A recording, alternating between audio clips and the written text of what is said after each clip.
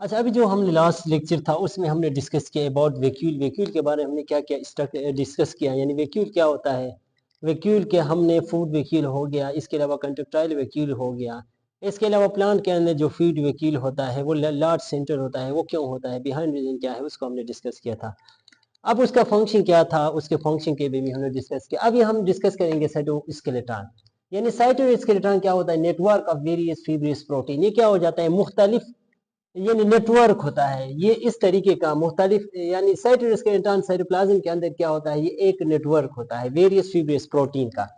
अब इसमें हमारे पास there are three types of cytoskeleton. Number first we have microtubule, number second we have microfilaments and number third we have intermediate filament. These are three types of cytoskeleton. अब ये सारे combine होकर क्या बनाते हैं, इस तरह का एक साइटोप्लाज्म के अंदर एक हमारे पास नेटवर्क बनाते हैं, जो क्या कर लेता है, सेल को क्या कर लेते हैं, सेल की स्ट्रक्चर को मेंटेन करने में मदद देते हैं। अच्छा, अब जो फर्स्ट बात कर लें तो हमारे पास है माइक्रोट्यूब्यूल। अब जो माइक्रोट्यूब्यूल हमारे पास होता है ये क्या होता है, made up of tubulin protein. अब हमें पता है कि प्रोटीन के डिफरेंट टाइप्स हैं, लेकिन जो माइक्रोट्यूब्यूल होता है ये किस चीज से मिलकर बने होते हैं, ट्यूबुलिन प्रोटीन के से मिलकर ये बने होते हैं। अच्छा, दीज आर अनब्रांच्ड, ये क्या हो जाते हैं, ये अनब्रांच्ड होते हैं। इसके अलावा होलो ट्यूब लाइक स्ट्रक्चर, इसका स्ट्रक्चर किस तरह होता है, होलो ट्यूब लाइक होता है। अच्छा, इसके अलावा gives rise to spindle fibre, cilia and flagella. अब इनका फंक्शन क्या होता है, ये हमारे पास जितने भी स्पिंडल फाइबर्स होते हैं उनकी फॉर्मेशन करते हैं सीलिया एंड फ्लैजिला। इन तीन चीजों की फॉर्मेशन किसकी मदद से होता है, माइक्रोट्यूब्यूल की मदद से। ये हमारे पास स्पिंडल फाइबर हो गया, सीलिया होगा और फ्लैजिला बनते हैं। इसके अलावा number second we have micro filament, जो हमारे पास micro mean small and filaments.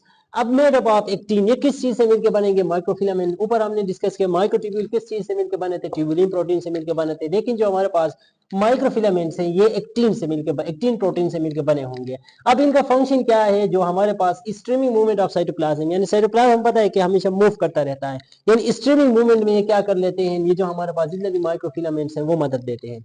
और ये किस चीज से मिलकर बना होता है, एक्टिन प्रोटीन से मिलकर बना होता है। नेक्स्ट वी है the final we have intermediate filaments में हम देख लें तो इसमें हमारे पास डिफरेंट वेराइटीज ऑफ प्रोटीन, यानी मुख्तलिफ किस्म के प्रोटीन होते हैं। जिस तरह यहाँ से माइक्रोट्यूब्यूल में ट्यूबुलिन प्रोटीन होते थे, माइक्रोट्यूब्यूल्स में ट्यूबुलिन प्रोटीन होते थे, इन माइक्रोफिलामेंट्स में एक्टिन प्रोटीन होते हैं। इस तरीके से जो इंटरमीडिएट फिलामेंट, इसमें क्या हो जाते हैं, डिफरेंट प्रोटीन होते हैं, लाइक हमारे पास केराटिन हो गया, वाइनामेंटिन हो गया।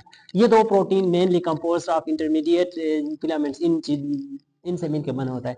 अब ये हमारे पास क्या होंगे, ब्रांचेज नेटवर्क होंगे, ये हमारे पास क्या हो गए, ब्रांचिंग। अब ये सबसे पहले हमने माइक्रोट्यूब्यूल में पढ़ा है क्या होते हैं, अनब्रांच होते हैं, लेकिन जितने भी इंटरमीडिएट फिलामेंट्स होते हैं ये क्या होते हैं, ब्रांच फॉर्म में होते हैं। इसके अलावा ये क्या कर लेते हैं, मेंटेन सेल स्ट्रक्चर, यानी ये ब्रांच फॉर्म में होते हैं। इस तरीके से ये सेल का जो स्ट्रक्चर होता है साइटोप्लाज्म का या सेल का स्ट्रक्चर उसको मेंटेन करने में क्या कर लेते हैं, मदद देते हैं। So this was all about cytoskeleton. I think so कि आपको क्लियर हो गया। थैंक्स फॉर वाचिंग एंड अल्लाह ने खुश रहो, सदा मुस्कुराते रहो, एंजॉय करते रहो।